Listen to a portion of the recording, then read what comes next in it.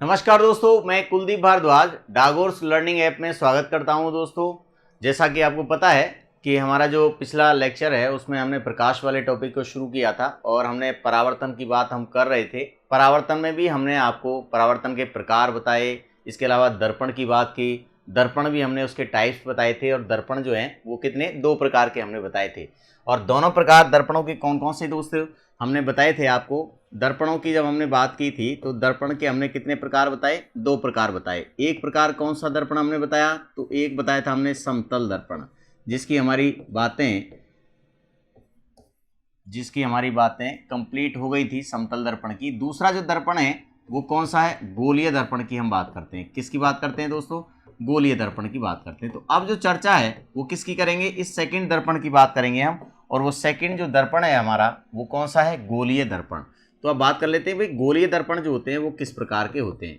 गोलीय दर्पण, ठीक है, गोलीय दर्पण, इनको हम स्फेरिकल मिरर के नाम से जानते हैं। स्फेरिकल मिरर इनको बोला जाता है, स्फेरिकल मिरर, ठीक है।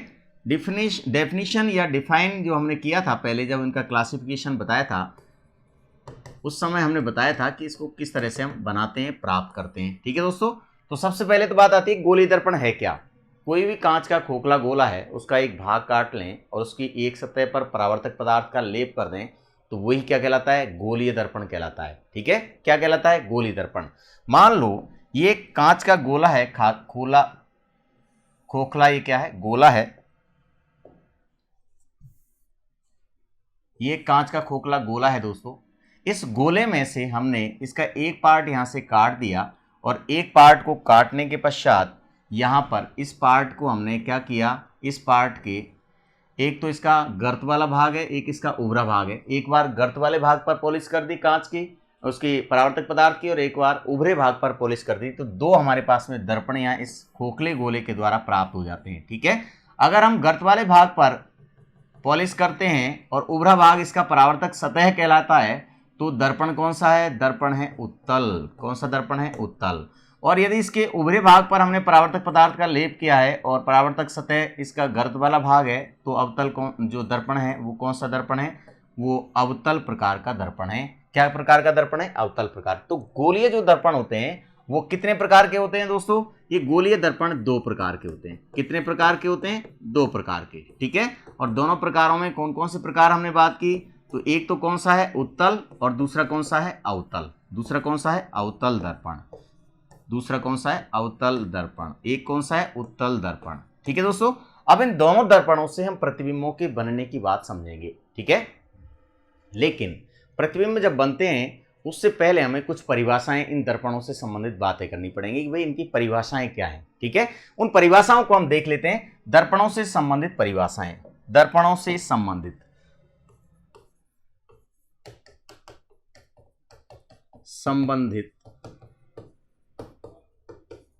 परिभाषाएं, इनकी बात कर लेते हैं दोस्तों। दर्पणों से संबंधित परिभाषाएं, ठीक है। तो कौन कौन सी दर्पणों से संबंधित परिभाषाएं, इनकी हम चर्चा करते हैं। सबसे पहले मैं आपको यहां पर एक दर्पण बना देता हूं, उसके आधार पर ही हम इन दर्पणों से संबंधित परिभाषाओं की बातें करेंगे, ठीक है। तो मैंने यहाँ पर एक दर्पण बनाया है और वो दर्पण है यहाँ पर अवतल दर्पण। कौन सा दर्पण है? अवतल दर्पण। अवतल दर्पण में उभरे सतह पर परावर्तक पदार्थ का लेप होता है और परावर्तक सतह जो होती है वो कौन सी होती है दोस्तों? गर्त वाली सतह होती है, ठीक है। ये मैंने दर्पण बनाया है और यहां पर इस दर्पण से संबंधित अब परिभाषाओं की बात करेंगे। सबसे पहले हम बात करें किसकी? सबसे पहले हम बात करेंगे वक्रता केंद्र की। किसकी बात कर लेते हैं? वक्रता केंद्र की बात कर लेते हैं कि भाई वक्रता केंद्र होता क्या है। तो यहां हम परिभाषाओं की बात करेंगे। देखिए, हमने कहा कि दर्पण को हमने कहां से प्राप्त किया है? दर्पण को हमने इस खोखले गोले से प्राप्त किया है। कहां से प्राप्त किया है? इस खोखले गोले से प्राप्त किया है, ठीक है। ये एक खोखला गोला है, ठीक है। इसका हमने एक काट लिया। मैंने इस काट को यहां से काट के इसका एक दर्पण बना लिया। इसका एक हमने क्या बना लिया? दर्पण बना लिया, ठीक है। अब हमने कहा कि पहली जो परिभाषा है हमारी वो किससे संबंधित है? उसकी हमने बात कही। किसकी? सबसे पहले किसकी बात करेंगे हम? वक्रता केंद्र की बात करते हैं, ठीक है। और वक्रता केंद्र को हम सी से इंडिकेट करते हैं दोस्तों। किससे इंडिकेट करते हैं? कैपिटल सी से इंडिकेट करते हैं। तो यहां पर इस दर्पण में सी कहां होगा? देखिए, जिस खोखले गोले को हमने काटा है उस खोखले गोले का केंद्र बिंदु कहां होगा? ये इसका केंद्र बिंदु है। ठीक है दोस्तों, तो ये इसका केंद्र जो है वो केंद्र ही क्या कहलाता है, वक्रता केंद्र सी कहलाता है। ठीक है, लेकिन इस टुकड़े को जब हमने निकाल लिया और यहां रख दिया तो इस टुकड़े का जो केंद्र बिंदु है वही क्या कहलाएगा, वो वक्रता केंद्र कहलाएगा। इसका अगर मान लो इसका आकार इस तरह का है तो उसका केंद्र बिंदु कहां होगा, लगभग इस जगह होगा। तो ये इसका कौन सा बिंदु कहलाता है, ये इसका वक्रता केंद्र कहलाता है। क्या कहलाता है, वक्रता केंद्र। ठीक है दोस्तों, ये इसका हो गया वक्रता केंद्र। ठीक है, अब इसके बाद इस खोखले गोले पर आ जाते हैं। यहां पर इस खोखले गोले की बात करें, यहां से और इस दर्पण के मध्य भाग तक अगर हम एक लाइन या इसकी एक दूरी ले लें तो यहां से यहां तक की जो दूरी है वो दूरी क्या कहलाती है, यहां से यहां तक की जो दूरी है वो वक्रता दूरी या वक्रता त्रिज्या कहलाती है। क्या कहलाती है दोस्तों, यहां से यहां तक की जो दूरी है वो क्या कहलाती है, वो दूरी कहलाती है वक्रता त्रिज्या। क्या बोला जाता है इसको वक्रता त्रिज्या बोला जाता है। तो ये जो दूरी है वो क्या कहलाती है दोस्तों, ये कहलाती है वक्रता त्रिज्या, वक्रता त्रिज्या। ठीक है, अब बात आते हैं इस दर्पण पर। इस दर्पण का केंद्र जो है, ये जो केंद्र दिख रहा है यहाँ इस जगह का, ये जो केंद्र हमने बनाया है, इस केंद्र को, दर्पण का जो केंद्र है, दर्पण का खोखले गोले का केंद्र नहीं, दर्पण का केंद्र, यानी कि ये जो केंद्र है दर्पण का मध्य बिंदु जो है, इस मध्य बिंदु को, दर्पण के मध्य बिंदु को, इसको हम बोलते हैं दर्पण का ध्रुव। क्या बोला जाता है, इसको बोला जाता है दर्पण का ध्रुव। क्या बोला जाता है दोस्तों, इसको दर्पण का ध्रुव की बात हम करते हैं।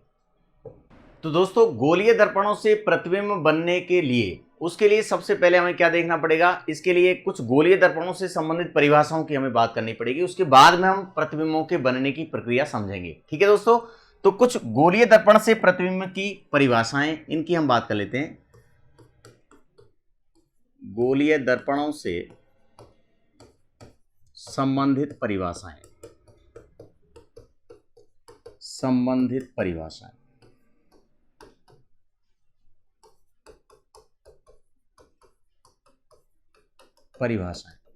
ठीक है दोस्तों, यहां पर कुछ परिभाषाओं की हम बात कर लेते हैं। कौन कौन सी परिभाषाएं हैं, इनमें से एक हम यहां पर दर्पण की बात कर लेते हैं। एक दर्पण हम यहां पर उदाहरण के तौर पर ले लेते हैं और उससे संबंधित हम सारी परिभाषाओं का हम यहां पर व्याख्या करेंगे। देखिए, सबसे पहले हम यहाँ पर एक दर्पण लिया हमने, एक अवतल दर्पण की बात कर लेते हैं। अवतल दर्पण क्या है, अवतल दर्पण वो दर्पण है जिसके बाहरी यानी कि जिसकी ऊपरी सतह पर परावर्तक पदार्थ का लेप हो। ये दर्पण कौन सा कहलाता है, अवतल दर्पण कहलाता है। कौन सा कहलाता है, अवतल। ठीक है, इस आपको पता है कि जो दर्पण हमने बनाए गोलीय दर्पण, उनका फॉर्मेशन हमने किससे किया, खोखले कांच के गोले से हमने किया।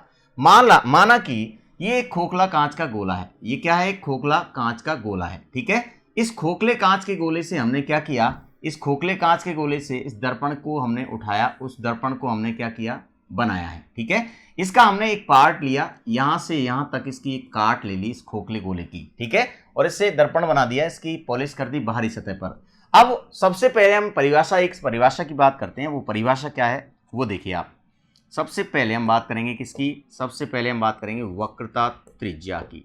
सबसे पहले किसकी बात कर लेते हैं, वक्रता त्रिज्या से पहले केंद्र की बात कर लेते हैं। वक्रता केंद्र, इसको हम सी से डिनोट करते हैं। सी, वक्रता केंद्र। वक्रता केंद्र क्या होता है, जिस खोखले गोले कांच के गोले से हमने इसको दर्पण को बनाया है, उस खोखले गोले का जो केंद्र बिंदु है, ये केंद्र बिंदु ही क्या कहलाता है, इस दर्पण का क्या कहलाता है, वक्रता केंद्र कहलाता है। तो इसका मतलब ये हो गया कि इस दर्पण का वक्रता केंद्र कहां होगा दोस्तों, इसका वक्रता केंद्र कहां होगा, इस दर्पण का वक्रता केंद्र, अगर इसको हम पूरा गोला इस तरह से बनाएं तो इसका वक्रता केंद्र लगभग कहां होना चाहिए, इसका वक्रता केंद्र होना चाहिए यहाँ। ये वक्रता केंद्र कहलाएगा। इसको हमने सी से डिनोट किया। ये क्या बोला है हमने, इसको लिखा वक्रता केंद्र। क्या लिखा है, इसको वक्रता केंद्र लिख दिया। ठीक है, ये वक्रता केंद्र हो गया। अब इसके बाद में दूसरी परिभाषा की बात करें यहां पर हम, तो दूसरी परिभाषा आती है हमारी वक्रता त्रिज्या। क्या बोलते हैं, वक्रता त्रिज्या।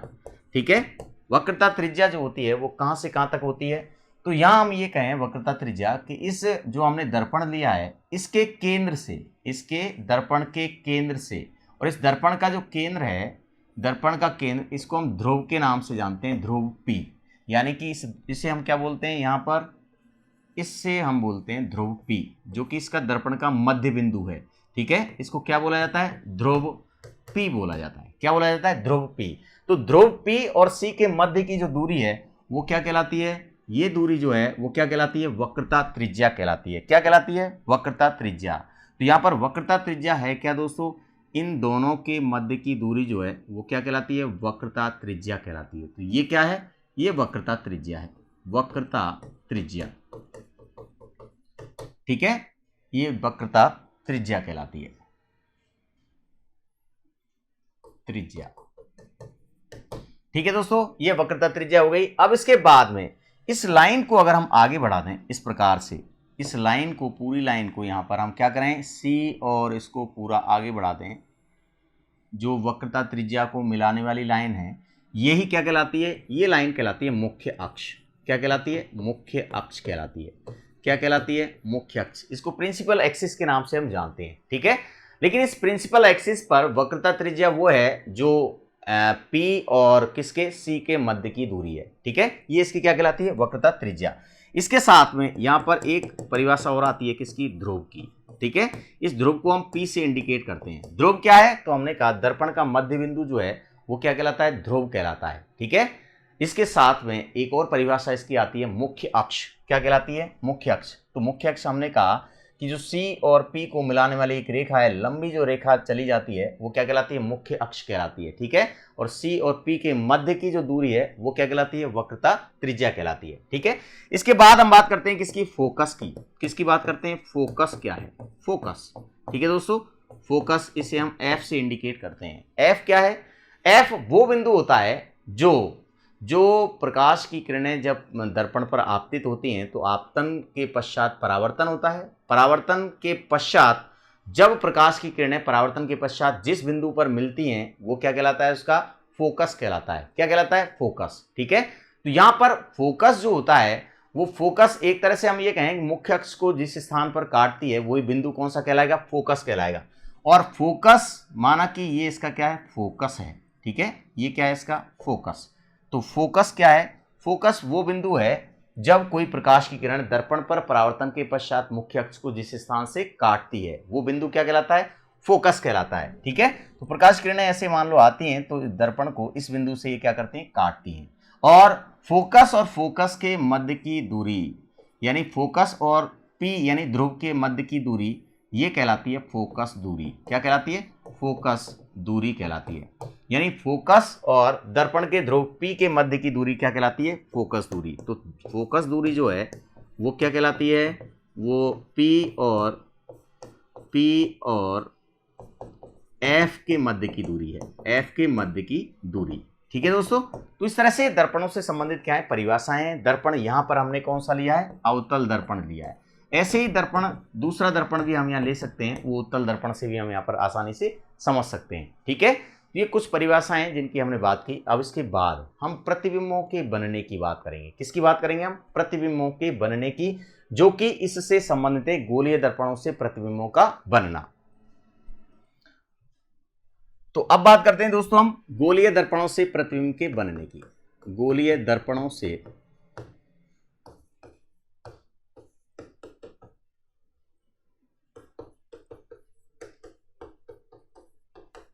प्रतिबिंबों का बनना, प्रतिबिंबों का बनना, ठीक है दोस्तों।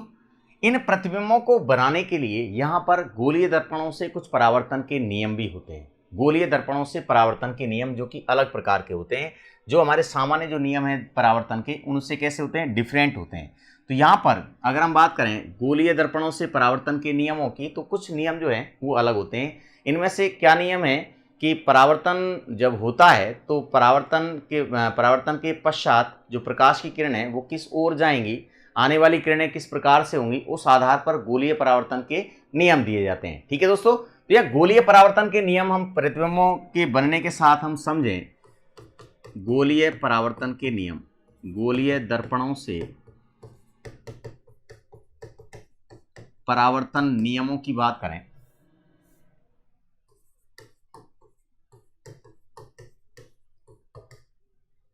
तो नियम यहां पर कई नियम, यहां गोलीय दर्पणों से परावर्तन के नियम हैं। इनमें से सबसे पहले नियम की बात करें, देखिए मैं यहां पर डायग्राम के द्वारा ही नियमों को यहां पर समझा देता हूं। इनमें से एक प्रकार का नियम किस प्रकार का है, ये मान लो, ये मैंने एक ही दर्पण यहाँ पर बना देता हूँ, ये मान लो कौन सा दर्पण है, ये अवतल दर्पण है, ठीक है। अगर प्रकाश की किरणें इस अवतल दर्पण के समांतर आती हैं, इस मुख्य अक्ष के समांतर आती हैं, कहाँ से आती हैं, ये इस दर्पण का P ध्रुव है, ये इसका मुख्य अक्ष है, मुख्य अक्ष, ठीक है दोस्तों। अब प्रकाश की किरणें अगर इस मुख्य अक्ष के समांतर आती हैं और दर्पण पर आपतित होती हैं इस प्रकार से, तो दर्पण पर पड़ने के पश्चात ये कहाँ से, फोकस से गुजरती हैं, कहाँ से गुजरती हैं, फोकस से गुजरती हैं। ये जो बिंदु है वो बिंदु कौन सा कहलाता है, ये बिंदु कहलाता है फोकस। कौन सा कहलाता है, फोकस। तो जिस बिंदु से ये गुजरती हैं, मुख्य अक्ष के जिस बिंदु से गुजरती हैं वो क्या कहलाता है, फोकस कहलाता है। तो हम ये कहें कि प्रकाश की किरणें अगर मुख्य अक्ष के समांतर आती हैं तो कहाँ से गुजरती हैं, वो फोकस से गुजरती हैं। कहाँ से गुजरती हैं, फोकस से। तो ये इसका क्या है, पहला नियम है, ठीक है, ये क्या है, पहला नियम। ऐसे ही हम फोकस से गुजरने का जो उत्तल दर्पण है उससे भी हम आराम से समझ सकते हैं, लेकिन यहाँ पर केवल मैंने समझने के लिए ये डायग्राम आपको दे दिया, ठीक है। इसके बाद में दूसरा नियम क्या कहता है, दूसरा नियम ये कहता है कि कोई भी, मान लो ये अवतल ही लिया है मैंने, अवतल दर्पण है, अगर प्रकाश की किरणें माना कि इस फोकस बिंदु से गुजरती है, कहाँ से गुजरती है, फोकस बिंदु से। तो अगर प्रकाश की किरणें दर्पण पर फोकस बिंदु से आकर के और कहाँ पर, दर्पण पर गुजरती है, तो दर्पण पर गुजरने के पश्चात ये उसी दिशा में लौट आती है और जाती कैसे है, मुख्य अक्ष के समांतर चली जाती है। मुख्य अक्ष के क्या चली जाती है, समांतर। ये इसका दूसरा नियम है, ठीक है दोस्तों, ये क्या है, दूसरा नियम। तीसरे नियम की हम बात करें तो तीसरा जो थर्ड इसका नियम है, वो थर्ड नियम क्या है, थर्ड नियम ये है कि जब प्रकाश की किरण कैसी होती है, ये माना कि क्या है, ये एक गोलीय दर्पण है, और कौन सा है, गोलीय दर्पण भी कौन सा है, तो हमने कहा अवतल दर्पण, ये गोलीय दर्पण है।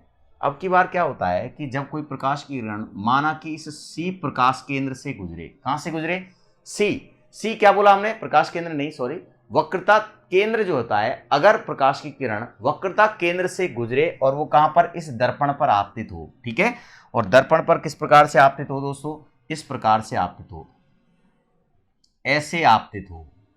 तो ये नियम ये कहता है कि जब C से गुजर के, यानी कि इसके वक्रता केंद्र से गुजर के दर्पण पर आपतित होती है, तो वो टकराने के पश्चात वो पुनः उसी दिशा में लौट आती है। जैसे इस दिशा में गई, इसके बाद में वापस भी इसी दिशा में आ जाएगी। तो इसका मतलब तीर का निशान, एरो हमने क्या कर दिया, वापस लगा दिया। तो ये इसका क्या कहलाता है, तीर का निशान क्या कहलाता है, ये तीसरा नियम कहलाता है, ठीक है। यानी C से गुजर के और दर्पण पर आपतित होती है तो वो पुनः उसी दिशा में लौट आता है। ये इसका क्या है, तीसरा नियम। चौथा नियम ये कहता है दोस्तों कि जब कोई प्रकाश की किरण क्या होता है, ये मान लो दर्पण है और ये इसका मान लो मुख्य अक्ष है, ये दर्पण का क्या है, ये मुख्य अक्ष है, और ये कौन सा बिंदु है, P ध्रुव है, ठीक है। तो नियम क्या कहता है कि जब कोई प्रकाश की किरण इस मुख्य अक्ष से कोई कोण बनाते हुए और इस एंगल पर आती है, तो वह जितना कोण मुख्य अक्ष के साथ बनाएगी आने वाली किरण, तो जाने वाली किरण भी मुख्य अक्ष के साथ में उतना ही कोण बनाएगी। यानी ये कोण जितना होगा उतना ही क्या होगा, ये कोण होगा। ये क्या कहलाता है, चौथा नियम कहलाता है। तो ये गोलीय दर्पणों से परावर्तन के क्या है, ये चारों नियम है। इस आधार पर प्रतिबिंब बनते हैं। इस आधार पर क्या बनते हैं दोस्तों, प्रतिबिंब बनते हैं। किनके, इन गोलीय दर्पणों से। ये हमने एग्जाम्पल केवल एक लिया है, कौन सा, अवतल दर्पण का। ऐसे ही सेम उत्तल जो दर्पण है उसके भी गोलीय दर्पणों के क्या है, इसके नियम है। तो अब सबसे पहले हमने कहा दर्पणों से प्रतिबिंबों का बनना, ये हम देख रहे हैं। सबसे पहले हम कौन से दर्पण की बात करेंगे, दर्पण हमारे पास में दो हैं, इनमें से सबसे पहले किसकी बात करें हम, सबसे पहले हम बात करेंगे अवतल दर्पण से प्रतिबिंब का बनना। अवतल दर्पण से प्रतिबिंब का बनना, प्रतिबिंबों का बनना। तो अवतल दर्पण से कैसे प्रतिबिंब प्राप्त होते हैं, इनकी बात कर लेते हैं दोस्तों, ठीक है। देखिए ये एक अवतल दर्पण है,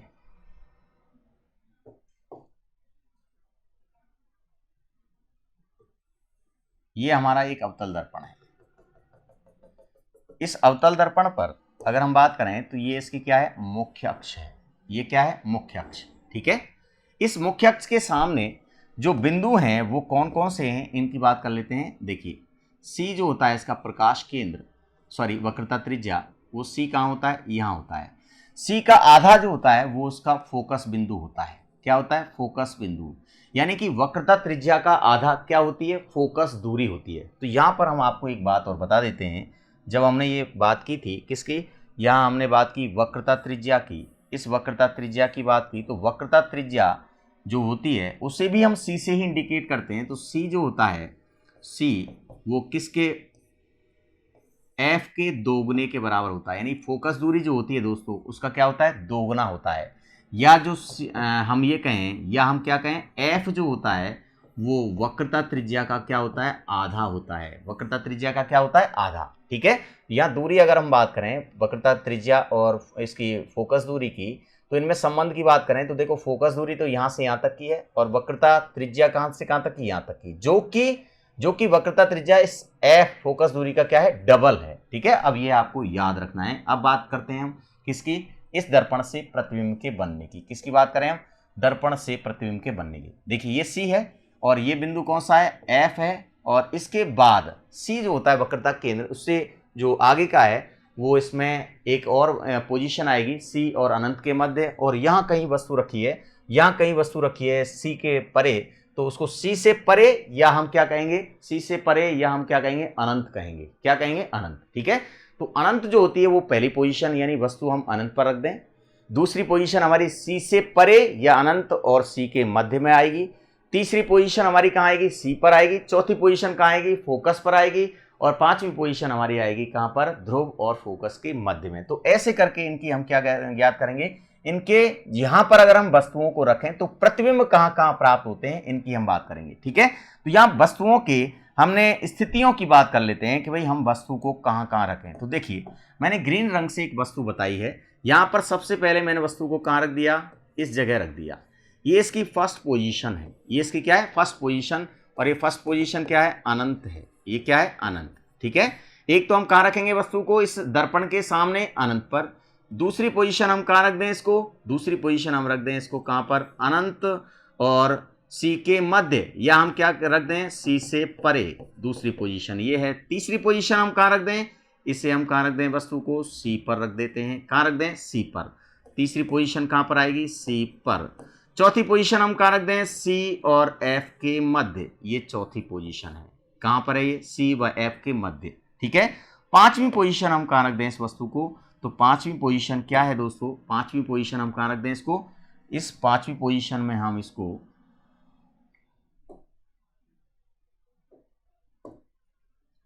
पांचवी पोजीशन में हम कहां रख दें इसको? एफ पर रख देते हैं। कहां पर रख देते हैं? एफ पर। ठीक है।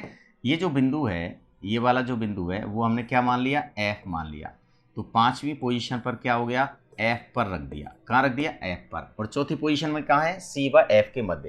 तो इसका मतलब इन अवतल दर्पण के सामने हम वस्तुओं को इन इन जगहों पर रख सकते हैं। कहां पर? पहली पोजीशन हम कहां? अनंत पर। दूसरी हम कहां रख दें? अनंत से खिसका के सी के बगल में ले आए, सी से परे या अनंत और सी के मध्य। तीसरी सी पर, चौथी सी व एफ के मध्य और पांचवी एफ पर। यहां पर हम इन पोजीशंस पर हम वस्तुओं को रखते हैं। अब प्रतिबिंब कैसे प्राप्त होते हैं अगर इन पोजीशन पर हम वस्तुओं को रखते हैं? तो प्रतिबिंबों को हम कैसे प्राप्त कर सकते हैं दोस्तों? यहां हमने ये जो बिंदु है वो कौन सा? ये बिंदु हमारा कौन सा है? पी है, जिसको हमने क्या बोला? ध्रुव बोल दिया। क्या बोल दिया? ध्रुव। ठीक है। ये हमारा अवतल दर्पण की जो वस्तुएं रखी हुई हैं। अब बात करते हैं कि भाई इन पर यहां वस्तुएं रखी हैं तो प्रतिबिंब कहां कहां प्राप्त होते हैं, इनकी बात कर लेते हैं। तो दोस्तों इनकी बातें हम किसके द्वारा? एक इंडेक्स के द्वारा हम करेंगे। ठीक है। किसके द्वारा करें? यहाँ पर इंडेक्स के द्वारा। तो देखो एक इंडेक्स यहाँ पर मैं बना रहा हूं। इस इंडेक्स में सारी चीजें स्पष्ट होंगी। ठीक है। सबसे पहली हम बात करें इसमें इंडेक्स में, सबसे पहली हमारी बात आई क्या कि भाई हमारे पास में बिंब की स्थिति हमने बात की। किसकी बात करें हम? बिंब के बारे में। ठीक है। ये क्रम संख्या है, ये बिंब की स्थिति है। बिंब की स्थिति, यहां पर हमने बिंब की स्थिति लिख दी। ठीक है। इसके बाद में हम किसकी बात करेंगे? इसके बाद में हम बात करेंगे किसकी? हम प्रतिबिंब की बात करेंगे। ठीक है। बिंब अगर यहां रख दिया तो प्रतिबिंब की स्थिति कहां होगी? प्रतिबिंब कहां बनेगा और कैसा बनेगा? तो यहां पर प्रतिबिंब का बनना, ये बनेगा कैसा उसकी हम बात करेंगे। ठीक है। सबसे पहले अगर हम बात करें किसकी? सबसे पहले हम पहली पोजीशन की बात कर लेते हैं, फर्स्ट पोजीशन। तो पहली जो पोजीशन है हम इस वस्तु को कहां रख दें दोस्तों, अनंत पर रखते हैं। कहां पर रख दें, अनंत पर। तो बिंब की स्थिति, बिंब वस्तु को बोला जाता है। किसको बोला जाता है, वस्तु को। तो यहां लिख देता हूं मैं, वस्तु या बिंब की स्थिति। ठीक है, पहली पोजीशन में हमने वस्तु को कहां रखा, अनंत पर। तो यहां पर जब हम वस्तु को अनंत पर रखते हैं तो प्रतिबिंब जो प्राप्त होता है दोस्तों, वो कहां प्राप्त होता है, प्रतिबिंब प्राप्त होगा कहां पर, फोकस पर। कहां पर प्राप्त होता है, फोकस पर। ठीक है, फोकस पर प्रतिबिंब प्राप्त होगा। इसके साथ में प्रतिबिंब होगा कैसा, तो यहां पर दो चीजें मैं स्पष्ट करना चाहता हूं कि जो अवतल दर्पण है उससे जो प्रतिबिंब प्राप्त होते हैं वो वास्तविक और उल्टे प्राप्त होते हैं। कैसे होते हैं, वास्तविक और उल्टे। लेकिन ये पोजीशन कहां, पांचवीं तक की पोजीशन पर प्राप्त होंगे। लेकिन एफ और पी के मध्य जब वस्तु को रखते हैं तो प्रतिबिंब जो है वो अलग प्रकार का होगा, आभासी और सीधा। ठीक है, ये ध्यान रखना है आपको। एक पोजीशन को छोड़ करके बाकी सभी पोजीशंस पर क्या होंगे, बाकी सभी पोजीशंस पर वास्तविक और उल्टे प्रतिबिंब प्राप्त होंगे। तो इसका मतलब सब में लगभग वास्तविक उल्टे तो लिखना ही है, एक पोजीशन को छोड़ करके। ठीक है, और इसके साथ में कहां बनेगा, तो हमने कहा अनंत पर वस्तु रखते हैं हम। कहां पर रखी है, वस्तु अनंत पर है, तो प्रतिबिंब कहां प्राप्त होता है, फोकस पर प्राप्त होता है। कहां पर, फोकस पर। कैसा प्राप्त होगा, तो हमने कहा वास्तविक। कैसा, वास्तविक प्रतिबिंब प्राप्त होगा। कैसा प्राप्त होगा, वास्तविक। और कैसा होगा, उल्टा प्राप्त होगा। कैसा होगा, उल्टा। ठीक है दोस्तों, और होगा कैसा, बिंदु के आकार का, बिंदुवत। कैसा होगा, बिंदुवत। ये प्रतिबिंब प्राप्त होगा जब वस्तु को कहां रखें, हम अनंत पर रख दें। ठीक है, तो एक कंडीशन तो क्या हो गई कि भाई वस्तु को हमने कहां रखा, जब वस्तु को हमने अनंत पर रखा तो प्रतिबिंब फोकस पर, वास्तविक, उल्टा और बिंदु के आकार का बनता है। अब हमने क्या किया दोस्तों, अब हमने वस्तु को यहां से अनंत से खिसकाया और सी से परे रख दिया। ये सी बिंदु है, इसके परे हमने इसको रख दिया, तब वस्तु का प्रतिबिंब कहां प्राप्त हुआ, इसकी बात कर लेते हैं। तो दूसरा जो पॉइंट है हमारा वो क्या आया दोस्तों, दूसरी बात कर लेते हैं। दूसरा कहां पर, जब वस्तु को कहां रख दिया, सी से परे रख दिया। सी से कैसा रख दिया, परे। ठीक है, सी से परे, या फिर हम यहाँ अनंत एवं सी के मध्य बोल सकते हैं। सी से परे रखा तो प्रतिबिंब कहां प्राप्त होगा, इसकी बात कर लेते हैं। तो देखो, प्रतिबिंब प्राप्त होता है सी से परे रखने पर। प्रतिबिंब कहां खिसकेगा, सी व एफ के मध्य। कहां पर, सी व एफ के मध्य, एफ के मध्य, यानी फोकस और प्रकाश जो वक्रता त्रिज्या है, वक्रता केंद्र है उसके मध्य, के मध्य। यहां पर तो प्रतिबिंब प्राप्त होगा। कैसा, वास्तविक प्रतिबिंब प्राप्त होगा। कैसा होगा, वास्तविक प्रतिबिंब। उल्टा भी होगा और वस्तु से छोटा होगा। कैसा होगा, वस्तु से छोटा प्रतिबिंब प्राप्त होगा। ठीक है, ये कब, जब सी से इसको क्या रखते हैं, परे रखते हैं। ठीक है, ये दूसरी कंडीशन, ये वाली कंडीशन आ गई।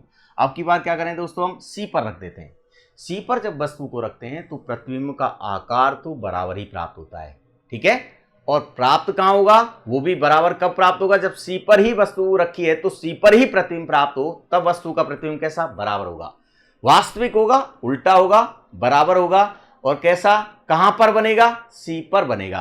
तो हम तीसरी कंडीशन क्या रख दें, आप तीसरी कंडीशन ऐसे रख दें, जब वस्तु को कहां रख दें दोस्तों, सी पर। सी पर रखते हैं तो प्रतिबिंब कहां प्राप्त होगा, हमने कहा सी पर ही प्राप्त होगा। इसके साथ साथ और कैसा, वास्तविक ही होगा। शॉर्ट में मैंने वास्तविक लिख दिया।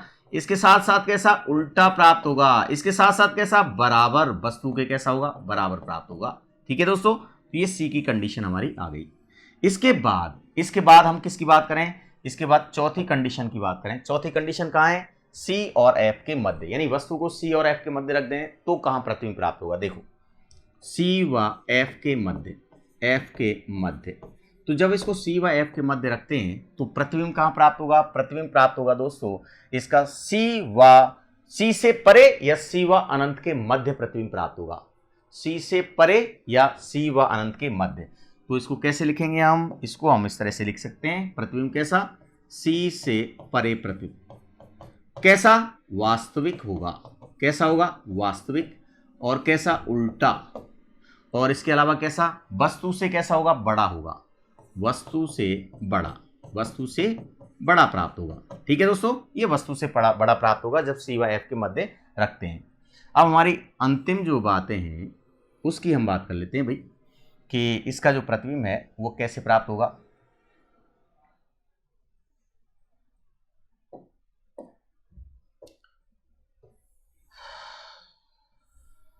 देखिए दोस्तों,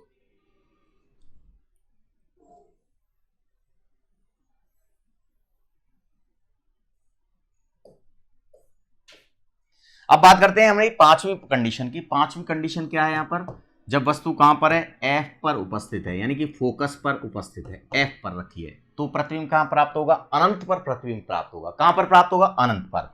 तो इसका प्रतिबिंब कैसा, अनंत पर तो प्रतिबिंब प्राप्त होगा दोस्तों, वास्तविक ही होगा और उल्टा भी होगा। कैसा होगा, उल्टा। इसके साथ में और क्या, वस्तु से कैसा होगा, वस्तु से अत्यधिक बड़ा होगा, वस्तु से अत्यधिक बड़ा, अत्यधिक कैसा होगा, बड़ा। ये इसकी कंडीशन है, ठीक है।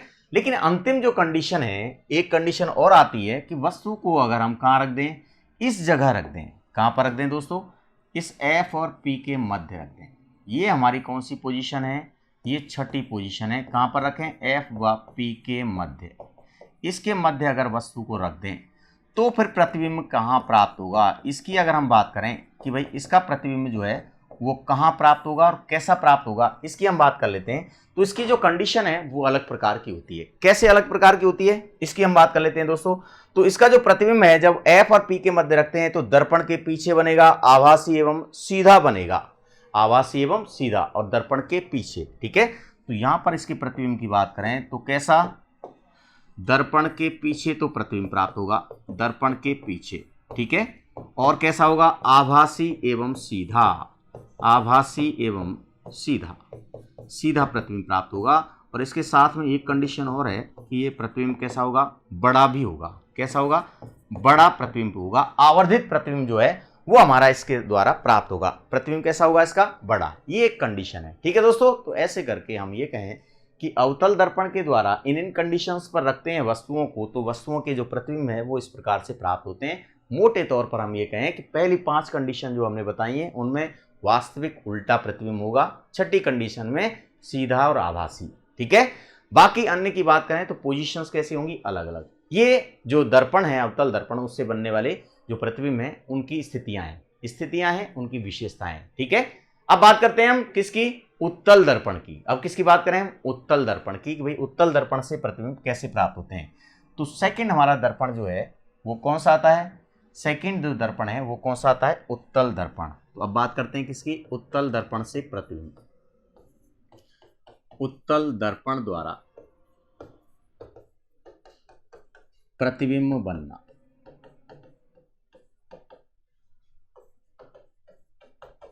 इसकी बात कर लेते हैं दोस्तों, उत्तल दर्पण द्वारा। इस उत्तल दर्पण द्वारा जो प्रतिबिंब है वो कैसे बनेंगे, यहाँ पर 2 कंडीशन हम यहाँ पर उत्तल दर्पण की हम यहाँ रखते हैं, ठीक है।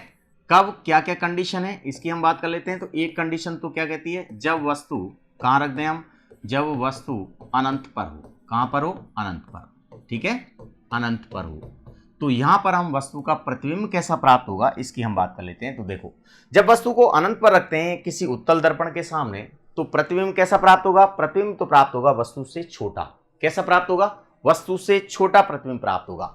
लेकिन इसके प्रतिबिंब की बात करें कि प्रतिबिंब का जो कहां किस पोजीशन पर बनेगा, तो उसकी हम बात कर लेते हैं कि भाई पोजीशन इसकी क्या रहती है। तो यहां पर मुख्य फोकस पर इस प्रतिबिंब की स्थिति होगी, यानी वस्तु की स्थिति कहां पर है, अनंत पर। तो प्रतिबिंब जो है वो कहां प्राप्त होगा, फोकस पर। प्रतिबिंब कहां पर, फोकस पर, फोकस पर। और कैसा होगा दोस्तों, इसकी बात करें तो वस्तु से कैसा होगा, अत्यधिक छोटा होगा। वस्तु से कैसा होगा, अत्यधिक छोटा। इसके साथ साथ कैसा होगा, आभासी एवं सीधा। तो उत्तल दर्पण द्वारा प्रतिबिंब जो है वो आभासी एवं सीधे प्राप्त होते हैं। एक कंडीशन तो हमें ये याद रखनी है। इसके अलावा वस्तु से अत्यधिक छोटा, वस्तु से अत्यधिक कैसा होगा, अत्यधिक छोटा होगा, अत्यधिक छोटा, ठीक है। एक कंडीशन तो इसकी ये हो गई। दूसरी कंडीशन की बात करें हम, सेकंड कंडीशन की अगर हम बात कर लेते हैं, इसको हम कहाँ रख दें, हम इसको अगर रख दें हम कहाँ पर कि दर्पण का जो ध्रुव है P, इसके और इसके साथ में अनंत के मध्य रख दें। कहाँ पर रखें हम, अनंत एवं दर्पण के मध्य, दर्पण के ध्रुव P के मध्य रख दें। P के मध्य कहीं भी हम वस्तु को रख दें, तब प्रतिबिंब कैसा प्राप्त होगा। तो इसकी अगर बात करें दोस्तों कि भाई प्रतिबिंब कैसा प्राप्त होगा, तो प्रतिबिंब जो प्राप्त होगा, पहली कंडीशन तो ये आती है बनेगा कहाँ, प्रतिबिंब कहाँ बनेगा, क्योंकि हमने अनंत पर रखा तो फोकस पर बना। तो इसका जो प्रतिबिंब है वो कहाँ बनेगा दोस्तों, ध्रुव और फोकस के मध्य बनेगा। कहाँ पर बनेगा, ध्रुव एवं फोकस के मध्य। यहाँ पर तो प्रतिबिंब बनेगा के मध्य, यहां पर तो इसका प्रतिबिंब बनेगा, लेकिन है कैसा प्रतिबिंब, इसका भी प्रतिबिंब आभासी एवं सीधा होगा। कैसा होगा, आभासी एवं सीधा, ठीक है, आभासी एवं सीधा। और इसके साथ में ये भी वस्तु से कैसा होगा, छोटा होगा, वस्तु से छोटा, वस्तु से कैसा, छोटा। कब, जब अनंत और ध्रुव के मध्य किसी उत्तल दर्पण के सामने वस्तु रखी हुई है। ये कंडीशन इस उत्तल दर्पण से प्रतिबिंब के बनने की है, ठीक है दोस्तों। तो ऐसे करके इन दर्पणों से, जो हमारे दोनों दर्पण हैं, इनसे प्रतिबिंब जहां जहां रखते हैं पोजीशन, वहां उनकी जो प्रतिबिंब बनने की पोजीशन है वो कैसी होती है, अलग अलग। प्रतिबिंब का जो नेचर है वो भी कैसा होता है, अलग अलग प्रकार का होता है, ठीक है दोस्तों। प्रश्न आते रहते हैं कि दर्पण के सामने हम वस्तु को इस जगह रखें। मान लो हमने पूछा किसी अवतल दर्पण के सामने वस्तु को सी पर रख दिया जाए तो प्रतिबिंब कहां प्राप्त होगा, कैसा प्राप्त होगा, तो हम कहेंगे सी पर ही प्रतिबिंब प्राप्त होगा, वस्तु के बराबर ही प्रतिबिंब प्राप्त होगा, वास्तविक होगा और कैसा, उल्टा, वास्तविक और उल्टा। लेकिन वास्तविक कैसा, वास्तविक प्रतिबिंब वो होते हैं दोस्तों जब कोई दर्पण के सामने प्रकाश की किरणें आती हैं, आने के पश्चात सारी प्रकाश की किरणें जो होती हैं वो अगर मुख्य अक्ष को काटने के पश्चात मिल जाती हैं, जिस स्थान पर मिलती हैं प्रकाश की किरणें परावर्तन के पश्चात जिस स्थान पर मिलती हैं या एक दूसरे को काटती हैं, उस स्थान पर वास्तविक प्रतिबिंब प्राप्त होता है। लेकिन मिलती नहीं है, काटती नहीं है और काटती हुई प्रतीत होती हैं, तब प्रतिबिंब प्राप्त होता है, वो कैसा, आभासी होता है। तो ये वास्तविक और आभासी प्रतिबिंबों की स्थितियां हैं, ठीक है। उल्टा और सीधा आपको पता है, मुख्य अक्ष के अगर सामने की, मुख्य अक्ष के ऊपर की बात करें इधर, तो ये सीधे, और मुख्य अक्ष के नीचे की बात करें तो प्रतिबिंब कैसे होते हैं, उल्टे होते हैं। ये क्या कहलाते हैं, प्रतिबिंब उल्टे। लेकिन इसके साथ में हम दो चीजें और बात कर लेते हैं आपको। एक तो दर्पण सूत्र की बात कर लेते हैं, भाई दर्पण सूत्र है क्या। दर्पण सूत्र, इस दर्पण सूत्र को हम क्या कहते हैं, इसको हम मिरर फॉर्मूला बोलते हैं। क्या बोलते हैं इसको, मिरर फॉर्मूला। और दर्पण सूत्र होता क्या है दोस्तों, दर्पण सूत्र होता है 1/f = 1/v + 1/u, ठीक है। और यहां पर अगर हम बात करें, f जो होती है वो फोकस दूरी को कहा गया है, फोकस दूरी, ठीक है। और u जो होती है, इस u को बिंब दूरी या वस्तु की दूरी कहा गया है, बिंब दूरी, ठीक है। और ये बिंब दूरी या वस्तु की जो दूरी है, या क्या कहा गया है, वस्तु की दूरी। वस्तु की जो दूरी है ये कहाँ से मापते हैं हम, वो हम मापते हैं कहाँ से, दर्पण के ध्रुव से, ठीक है। दर्पण के ध्रुव से जहाँ तक बिंब बनता है वो कौन सी कहलाती है, बिंब दूरी।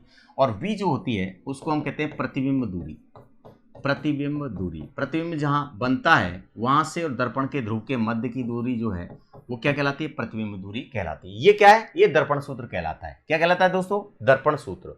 अब आपको पता है दर्पण में जब प्रतिबिंब प्राप्त होता है तो उसका आवर्धन होता है, कुछ ना कुछ उसका क्या होता है, मैग्नीफिकेशन होता है, ठीक है। आवर्धित करके जैसे बड़ी वस्तुएं दिखाता है दर्पण, तो उसका आवर्धन कितना होता है, तो हम किस सूत्र से ज्ञात करते हैं, तो हम बात करते हैं किसकी, दर्पण के आवर्धन की बात कर लेते हैं। आवर्धन क्षमता क्या होती है, ठीक है। तो अब बात किसकी करें, मैग्नीफिकेशन की बात कर लेते हैं। ये दर्पण का क्या कहलाता है, आवर्धन कहलाता है। तो दर्पण के आवर्धन की बात करें दोस्तों, आवर्धन, इसको मैग्नीफिकेशन के नाम से जानते हैं। क्या बोलते हैं इसको, मैग्नीफिकेशन, ठीक है। किसी दर्पण का जो आवर्धन है वो किस सूत्र से हम ज्ञात करते हैं, देखो आवर्धन को हम m से इंडिकेट करते हैं। किससे इंडिकेट करते हैं, मैग्नीफिकेशन के आधार पर इसको हम किससे इंडिकेट करते हैं, इसको हम m से इंडिकेट करते हैं। तो यहाँ पर आवर्धन m जो होता है वो क्या होता है, वो लंबाई का क्या होता है, अनुपात होता है। किस किस का, बिंब और प्रतिबिंब की लंबाइयों का अनुपात, ठीक है। यहाँ पर प्रतिबिंब की लंबाई के अनुपात में हम बिंब की लंबाई का भाग दें, इन दोनों का अनुपात निकालें तो हमारे पास में आवर्धन आता है, ठीक है। तो हम यहाँ क्या कहें, प्रतिबिंब की लंबाई, प्रतिबिंब की लंबाई अपॉन क्या, बिंब की लंबाई, इन दोनों की लंबाइयों का अनुपात ही जो है वो क्या कहलाता है, वो आवर्धन कहलाता है, ठीक है। क्या कहलाता है, आवर्धन। तो इसको और किस नाम से हम, किस तरह से हम देख सकते हैं, तो प्रतिबिंब दूरी और बिंब दूरी, प्रतिबिंब दूरी, प्रतिबिंब दूरी क्या होती है, v होती है, और बिंब दूरी क्या होती है दोस्तों, बिंब दूरी होती है u। इन दोनों का भी अनुपात जो है, इन दोनों का अनुपात भी क्या कहलाता है, इन दोनों का अनुपात भी आवर्धन कहलाता है। क्या कहलाता है, आवर्धन, ठीक है। तो ये आवर्धन है, ठीक है। तो इसको m को कैसे हम लिख सकते हैं, यहाँ m को लिख सकते हैं हम h dash upon h equal to v upon u, ऐसे हम इसको क्या कर सकते हैं, इंडिकेट कर सकते हैं। ठीक है, ये एच डैश प्रतिबिंब ऊंचाई या लंबाई है, ये एच बिंब ऊंचाई या बिंब लंबाई है, वी प्रतिबिंब दूरी और यू क्या है, बिंब दूरी है। तो मैग्निफिकेशन में हम क्या करें कि प्रतिबिंब की ऊंचाई में भाग देते हैं बिंब की ऊंचाई का, तो मैग्निफिकेशन निकल आएगा। ठीक है, या प्रतिबिंब जो दूरी है उसमें भाग देते हैं बिंब दूरी का, तो भी हमारा आवर्धन जो है वो निकल आएगा। ठीक है दोस्तों, तो ये हमारा जो है पूरा जो हमारा एक तरह से हमने प्रकाश का, हमने परिघटना की बात की, प्रकाश के परावर्तन की बातें हुई। ठीक है, लेकिन इसके साथ यहां प्रकाश के परावर्तन के कुछ उदाहरणों की बात करते हैं, एग्जाम्पल्स की बात करते हैं कि भाई इस प्रकाश के परावर्तन के उदाहरण कौन कौन से हैं। ठीक है दोस्तों, तो यहाँ हमारे पास में एक प्रश्न और आता है, परावर्तन के निम्न में से कौन कौन से उदाहरण हैं। परावर्तन के उदाहरण, एग्जाम्पल्स ऑफ रिफ्लेक्शन, उदाहरण, इनकी हम बात कर लेते हैं कि भाई उदाहरण इनके कौन कौन से हैं। तो देखो, हम जब दर्पण में प्रतिबिंब प्राप्त करते हैं तो वो एक तरह से चेहरा देखना किसका उदाहरण है, वो भी प्रकाश के परावर्तन का उदाहरण है। ठीक है, हमें ग्रह और उपग्रह या तारे जो दिखाई देते हैं वो किसका उदाहरण है, वो भी किसका है, प्रकाश के परावर्तन का उदाहरण है। तो यहाँ पर बहुत सारे उदाहरण हमारे पास में आते हैं। एक हम बात करें किसकी, ग्रहों एवं उपग्रहों का दिखाई देना, ग्रहों एवं उपग्रहों का दिखाई देना। ठीक है, ये दिखाई परावर्तन के कारण से ही होते हैं। तो एक एग्जाम्पल तो ये है, कोई भी वस्तु है, उस वस्तु का रंगीन दिखाई देना, कैसा दिखाई देना, वस्तु का रंगीन दिखाई देना। ठीक है, और वो किस रंग की दिखाई देती है वस्तु, वो दोस्तों उस रंग की दिखाई देती है जिस रंग का प्रकाश का परावर्तन होता है। और कैसे दिखाई देती है, किस रंग की दिखाई देती है, जिस रंग का परावर्तन होता है।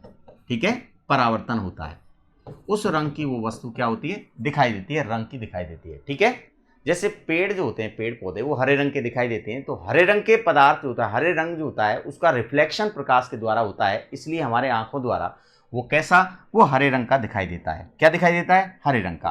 तो हम ये कहें कि पौधों का हरे रंग का दिखाई देना, किसका, पौधों का हरे रंग का दिखाई देना, इसका भी जो रीजन है वो क्या है, वो प्रकाश का परावर्तन है। ठीक है, और हम ये कहें दर्पण में चेहरे का दिखाई देना, ये भी किसका, ये उदाहरण किसका है, प्रकाश के परावर्तन का है। तो ऐसे करके ये क्या है, प्रकाश के परावर्तन के एग्जाम्पल्स हैं। हमने कहा था कि प्रकाश की जितनी भी परिघटनाएं उनमें एग्जाम्पल का अहम रोल है। कई सारी परिघटनाओं के एग्जाम्पल्स आते रहते हैं। पूर्णांतरिक परावर्तन के बारे में पूछता है, अपवर्तन की घटनाओं के बारे में पूछता है, परावर्तन की घटनाओं के बारे में पूछता है, इसके अलावा व्यतिकरण, ध्रुवण, इनकी सब की घटनाओं के बारे में एग्जाम्पल पूछता है कि निम्न में से प्रकाश की कौन सी घटना का उदाहरण है, या उदाहरण देके पूछता है ये निम्न में से कौन सी घटना है। ठीक है, तो आंसर उसमें दिया जाता है, उस आधार पर उदाहरण जो है वो हमारे इंपॉर्टेंट है। ठीक है दोस्तों, तो अब इसके बाद हम प्रकाश के अपवर्तन की जो बातें हैं वो हम नेक्स्ट वीडियो में आपसे शेयर करेंगे। तब तक के लिए दोस्तों नमस्कार।